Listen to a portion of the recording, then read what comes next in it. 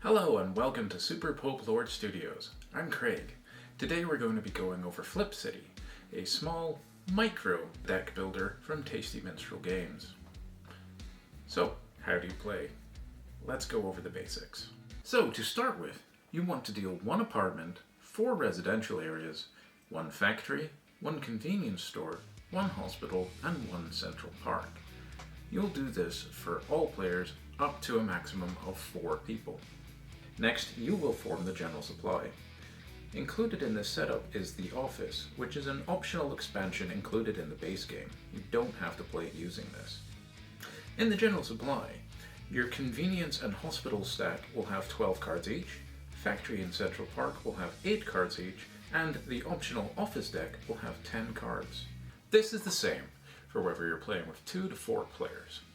If you are playing solo, there will only be 4 cards in each stack. The official rule for determining first player in this game is, hilariously, the last person who flipped a table. Don't flip tables. Now with this game, the cards are all double-sided. They have a normal side and an upgraded side. Because of this, shuffling can be a little awkward. While shuffling, you want to avoid looking at your deck, lest you accidentally realize where certain cards are going to be. It's not going to be much enjoyment if, while you're pushing your luck in a turn, you know the next card is going to be a bad one or a good one. Placing the deck down on the table can lead to the deck being shifted, which will reveal cards coming up. For example, here we can see where 2 residential areas will be popping up. To avoid this, I tend to hold the cards in my hand like this, and then just slide out the top card, and it helps to avoid seeing what's coming up. Now we'll give an example of a turn. So I start by playing a factory. In the lower left corner is how many coins will be worth when played. Here's a residential area. There's a frowny face and an ability down here that means it has to be played now. Next up is an apartment. It has another frowny face. With the residential one that makes 2, I have a limit of 3. Here, I've revealed a third one.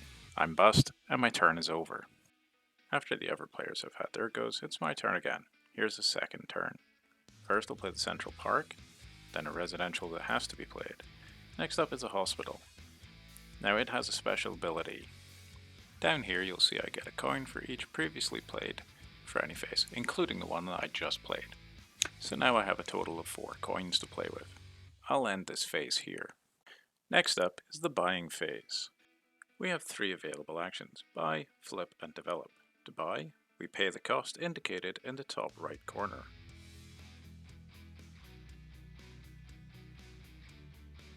At the moment, we have 4 coins available to us. We could buy the hospital, and we take it and put it in the discard pile. Unless we have a card that allows us to do extra, we can only do 1 action per turn. So for example, we can't buy the convenience store and then flip the residential area. Despite the fact that we can afford it, we can only do 1 of them. To flip, simply pay the cost to flip down here and flip the card over. You have to have cards in your discard to be able to do this. If there are no cards in your discard pile, you will not be able to flip any cards. Now in this example, we have 5 coins available to us thanks to the added convenience store. We could buy the factory, or we could develop. To develop, simply pay the cost up here and add the cost of flipping down here. It's for a total of 5. Take the card, flip it over to its upgraded side, and add it to your discard pile. So, how do you win? You win by playing 8 victory points in your turn. Those are those little ribbons in the lower left corner. There's a card, shown here, that will allow you to flip it in the discard pile to gain an additional victory point so that you can win on your turn. The second method for winning is by playing 18 cards while you've played a convenience store. The convenience store can be played at any time during your turn. It can even be the 18th card. As long as it's played and there's another 17 cards played, you win the game. I'll be honest, every time I've won this way, I've also won by playing 8 victory points in the same time. It's kind of hard to play 18 cards without playing 8 victory points as well. So that does it for the rules explanation. There's probably a couple of things I haven't gone over, but if there is, you can easily find them in the rulebook. It's not exactly long. Now on to the review. So first we're going to go over the negative points of this game. First negative point that I can think of is one of its features, the cards being double-sided.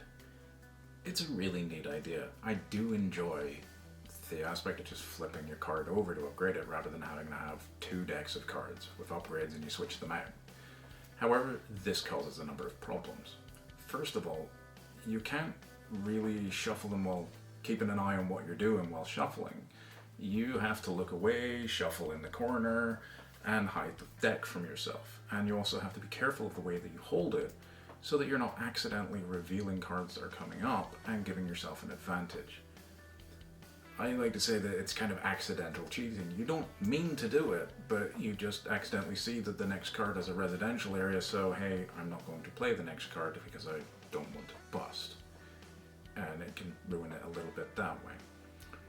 The other thing that's a bit frustrating is if you ever slip or are bumped and you knock over your cards, the rules state that as you don't know exactly what cards were upgraded, all the cards that have landed have to now be put in back to their downgraded side, which is really harsh, especially if you spent a long time or many turns upgrading a lot of your cards and now you have to refresh them all, especially if they're residential areas. It's really good when you have no residential areas left in your deck anymore because you don't have to worry about accidentally going bust. The other downside in this game is when it's not your turn, if the other person is playing a lot of cards, it can be really frustrating just sitting there waiting for your turn. All you're doing is you're holding a deck of cards, you're watching them take their turn, and they get to the end of their deck and it's like, okay, maybe I'll get my turn in a minute, and then they shuffle their discard pile back into their deck and they're still going because they're not busting. And it's even more frustrating when they push their luck too far and they bust out and they've just spent 10 minutes for nothing. Very frustrating. And getting back to the pushing your luck part, if luck is not on your side, it can be extremely frustrating if you keep busting. So you push your luck a little bit, you play an apartment, and then you get 2 residential areas in a row. There's nothing you can do, you're out. Or even if you're just unlucky with your shuffle and there are 3 residential areas in a row, you have to play them. You are bust. That is your turn. Please wait for your next turn. A few of the features in the game don't seem to come up very often, at least in my playthroughs. For example, you can flip a residential area for 1 coin and it goes to an apartment, which is great because you no longer have to play that card when it comes up now. On the apartment, however, you can upgrade it again for 8 coins, and this allows you to attack someone. You take it from your deck and you place it as a residential area in someone else's. But I'll be honest, I've never used it, not a single time, because why would I do that when I could buy an upgraded hospital straight from the shop, and then I've counteracted it anyway, and it really helps me in getting more cards to the table when I'm playing it. Or even just using the 8 cards to buy another Central Park, or upgrading a card in your hand. It's a lot of cost for an ability that won't be used very much. 1 or 2 of the cards can seem that they feel a little broken at times. A prime example of this is The Office. So it is an optional expansion that's in the core set that you get. But I'll be honest, I don't think I've ever played a game without it. But when I say it's a bit broken, it's because when you buy them, its ability means that you shuffle your deck and then you can place all the offices on top of your deck. It's a great ability. If you've got 4 of them, it gives you a guaranteed 4 income at the top of your deck. And not only that, but you know the top card of your deck. I always make it a point of going and buying as many offices as I can right at the beginning of the game, because I know that going forward, I'll always have a guaranteed income whenever I shuffle my deck, and I've got the ability of knowing what the first card is. So if it's a residential area, I can simply just play my offices away, and then, oh wait, there's a residential area at the top. I'll only play the first 3 offices, and I'll leave the 4th one on there. So I get my 3 coins, I can buy whatever I want, and residential area stays there. It's kind of part of the game, but at the same time, it just seems a little off. So that basically covers the negative parts of the game. Let's get on to the fun side of it. What are the good parts about this game? First good thing, it's a small box. It fits in a lot of areas. You can stick it in your coat pocket. You can stick it in your lunch bag and play it at lunch and at work and basically wherever you're going. And it's a fairly short game. The box says it'll take 30 to 50 minutes. I would assume that's talking about 4 players. I generally play solo, and I can bang out a game in about 10 minutes or so.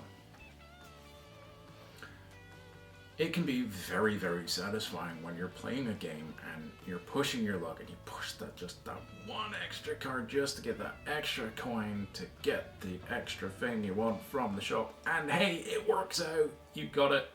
And there's not a residential area hiding behind it, or something that you planted in the deck, like a church, just happens to be the next card, so you can just push that extra bit, and it's very enjoyable when your when your deck works out. What's a dirk? It's a flipping knife you stick in your sock.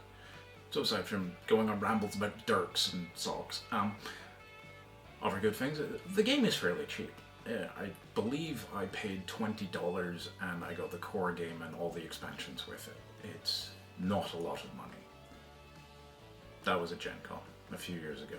I can't remember exactly what it is. I've probably put a note down telling me that I'm an idiot and I got it wrong and this is what the actual cost is. There's not a massive amount of replayability at times in the core game, and I'd say that after playing many games with the core game anyway. It actually reminds going with a time I was playing at lunch the other day. I was playing the solo game.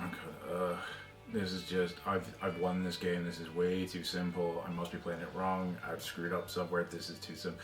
Oh wait, no, I just lost. I go way too cocky.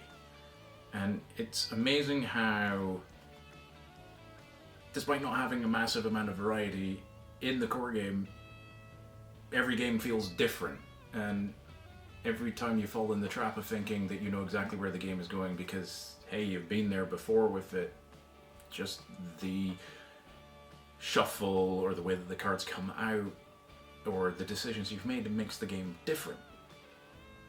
The expansions add a lot of different cards, and they had a really nice way of deciding what way to include your cards. Each card has a color on them. For example, the hospitals are blue, offices are grey, factories are orange, your central parks, they're a purpley color. In the expansion, if you want to add in one of the cards, you look at the color that it is. If it's blue, you take out a corresponding blue deck. So you will never have 2 blue decks. You will always have 1. So keep the card count lower, and you can switch and swap out whatever cards you want. And it can add to a lot of variety and a lot of different abilities, and the only reason I don't use the expansion a lot is I'm a creature of habit, and I figured out kind of how to play the game and what combinations work best with the core game, and to be honest, I should push myself and put the expansion in so that I can actually challenge myself and have a bit more fun in playing it. So another good thing about it is it feels fairly balanced with the push your luck abilities. There's some negative effects on there. Certain cards make you discard. It is really frustrating when you know you have exactly 8 points in your deck left, and then you have to play the factory, which makes you discard the bottom card, and hey look, it's your central park, you've just lost 2 of your points, you aren't winning in this turn unless you shuffled it back in somehow. But there's a lot of cards as well that have abilities that allow you to negate these negative things, like the churches, which allows you to essentially cancel a friendly phase that's been played on your turn already, or the reverse of the central park, the station.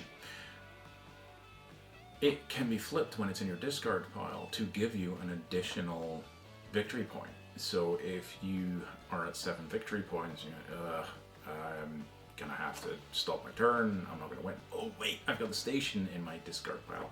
If I flip that, I win. And there you go. So we've gone over the positives and the negatives of this game. For me, there are a lot more positives than negatives.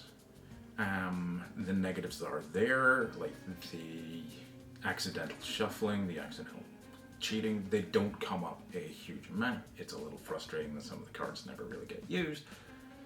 But I enjoy that it's a simple game that I can just put to the table, play for a little bit, relax, enjoy myself, put it away and play something else if I want something heavier, play another game if I just got beaten, play another game if I won and I want to beat the game again.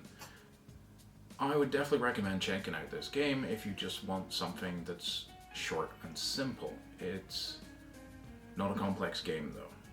There is no satisfaction of figuring out this masterful puzzle of how to destroy the game and be just gathering all the points in a massive point salad and hey, that strategy that I've been working out, this little deck that I've been slowly putting bits into it to make it work out, and a great master plan has paid off, and look at all the dividends I'm bringing back in. There is none of that. It's too random, it's too quick, and it's too simple to get that massive payoff. But at the same time, you're just playing the game and you're having a bit of a laugh. It's a beer and pretzels game. Bring it out, have a little bit of a laugh. If people then want to play a bigger, better game, great. If you want to go into play one, great. If not, you just had a little bit of fun and you can get on with your other things. And with that does it for the overview of the game. I hope you enjoyed the video. If you didn't, please let me know why and how I can make this better. I'm still learning. This is my second video. If you did enjoy it, please tell me why. I'll do more of it. Give me a like, subscribe if you enjoy it. Please. All the feedback I can get is very helpful. Thank you very much. Have a good night.